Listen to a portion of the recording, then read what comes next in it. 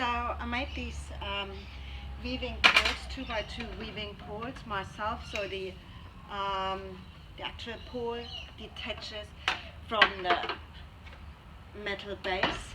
So what I did is, because I needed weaving poles for a flat ground and not grass, so basically grass is pretty easy. You can find something that has like a spiky end and you can just stick them in, but it's a bit more difficult to find weaving poles that you can use on a flat ground. I wasn't able to find anything in Australia that allows me to use that for my agility groups.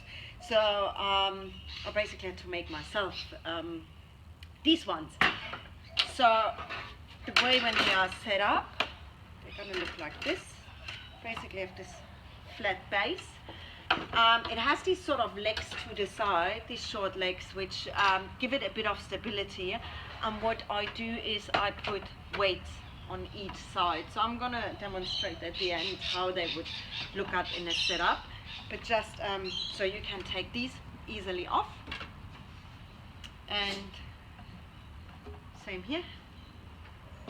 Yeah, so you can chuck that easily in the car. And yeah, so these legs on the side, they give it a bit of stability. But yeah, that's a flat 2x2 weaving poles. You can also use them to build a channel if you want to. So I use them for channel training method, but it's more for 2x2, but it's kind of up to what you like, or the way how you like to train your dog. The agility weaving. Right. So how did I make these? So what you do is you get from Bunnings. These ones are called flat aluminium bars, and the ones that I got, they are 1 meter long and they are about 38 centimeters wide, and they have this they call it fluted. So fluted surface on one end. What it does on a concrete ground, it allows you to be a bit more stable rather than being just flat like this one, which doesn't have any grip and can slide easier. This one's pretty hard to slide. Just has a bit more grip, and it's a bit better to stand on on like a concrete surface. These ones are 1 meter long. So I drilled holes in them from either side from at about 12 centimeters and then at about 17.5.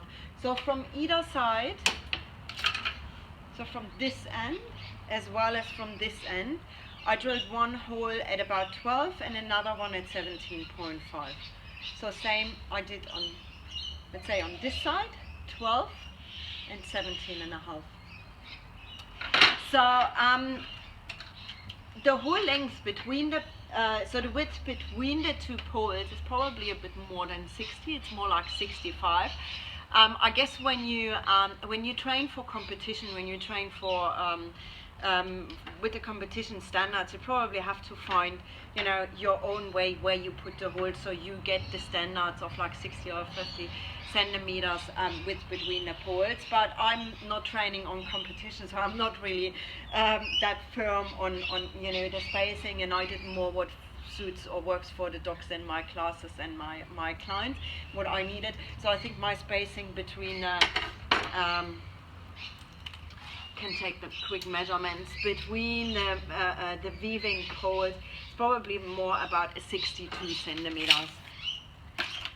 So what else I got is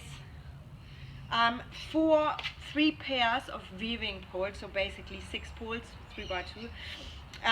I got two of these bars, so they come as 1 meter by 32 centimeters wide, and I think the height is about 3 millimeters, so 3 millimeter high, 32 centimeters wide, and they come in 1 meter length. And I've cut each of these 1 meter flat bars into 3 shorter pieces like that, each of them into 3, so you end up having 6 of these. These ones is basically These ones will be turned into the side legs that give your main bar a bit of stability. These legs in aluminium as well. The reason why I used aluminium is because it doesn't rust. Steel is just a bit more of a rust. If you are inside, you know, steel might not be an issue, but I do a lot of work outside, so I needed aluminium. When you cut, so the tools that I used for cutting, I used a jigsaw.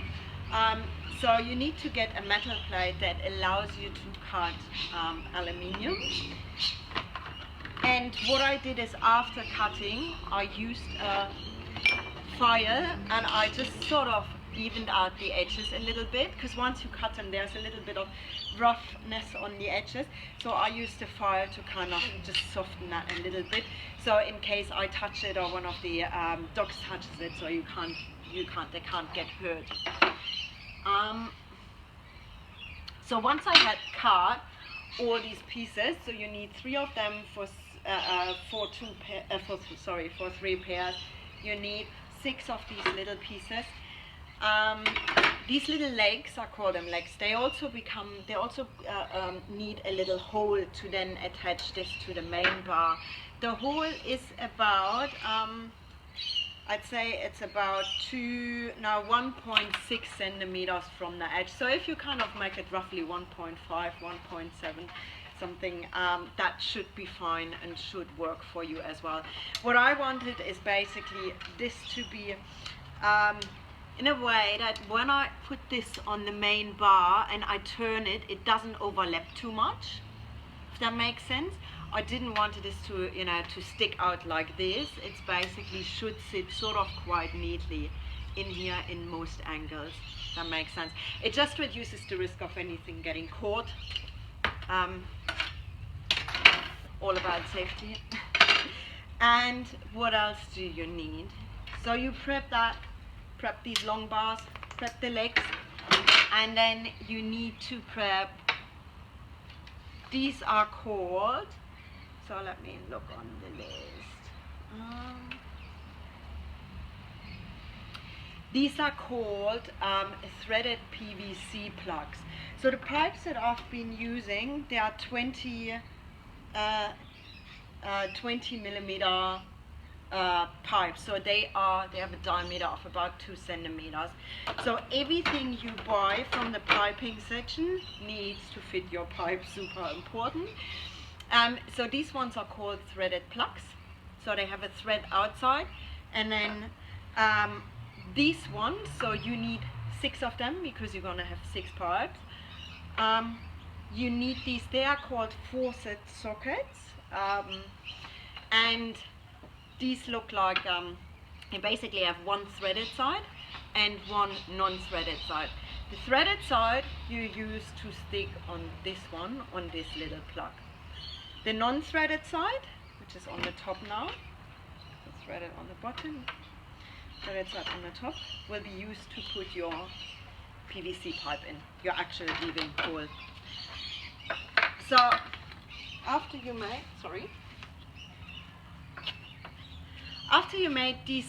put the holes in, you need a couple of smaller items. So, and what I used was,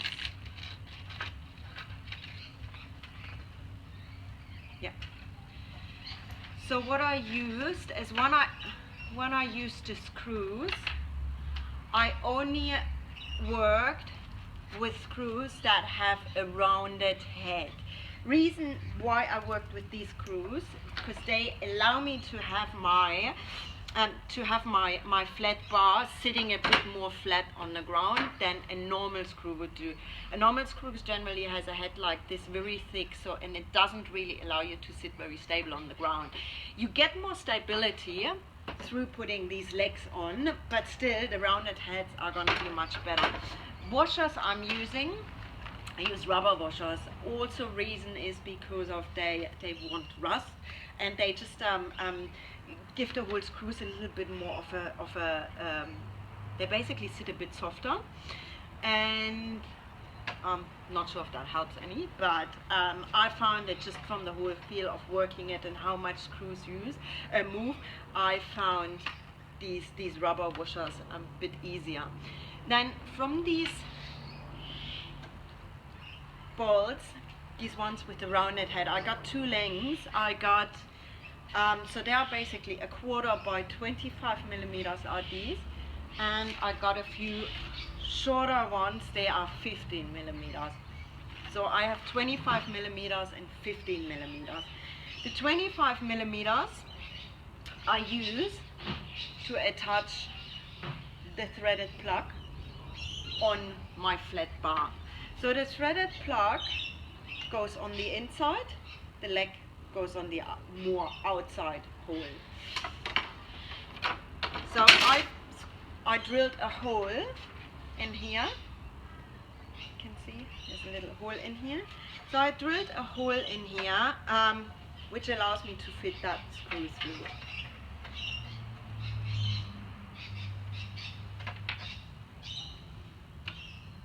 So I'm going to demonstrate that now. So basically, you need to put the screws from the side that actually will be on the ground. Then you put the screws through, then attach the threaded plug, put one of the washers inside. And what I then used, because it will be very difficult for you to put your finger in here and attach a nut, so I got, they call them couplers. They are like nuts, but just much longer. So they will allow you to screw them just on here. Because you don't have to remove this very often anyway. But once you want to disassemble or even getting a screw in, it's going to be quite a lot of work. So what I did then is I took what they call a socket wrench, put this here, take my screwdriver,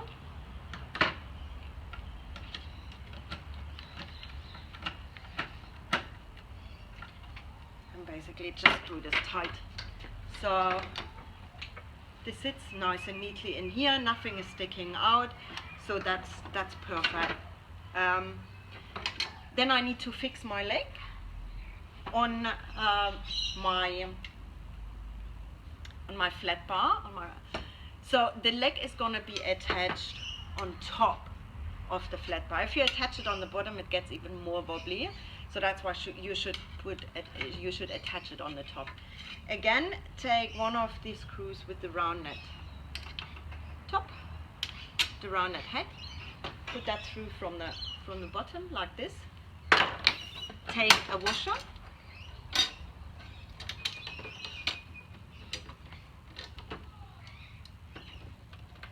And then what I used for them is they are so-called dome nuts. So I've put the dome nuts at the end just to make sure there's no rough ends where I could either hurt myself or a dog can hurt themselves. So it's going to sit nicely here, and the end of your bolt is basically covered with a nice round nut. That is no safety concern for anyone. So you just screw that quite tight. Don't make it too tight, because what will happen is you will start moving these legs around a bit just to kind of find the right angle for your stability. Also, when you put them in the car, you want them to be a bit more loose, and it's pretty easy. They hold on the ground, and sometimes you just have to tighten them a little bit. So, and then the next thing you do is basically attach the faucet socket on here. So, and if you do this, what I did here, on that end as well, voila, and take your pipes, and then each of the pipes has what they call an end cap. So these end caps fit my PVC pipe of 20 millimeters. So, and then you just slot your pipe in, and there you go. Ready are your weaving poles. So I'm just gonna demonstrate how they sit on the ground, and yeah, happy weaving.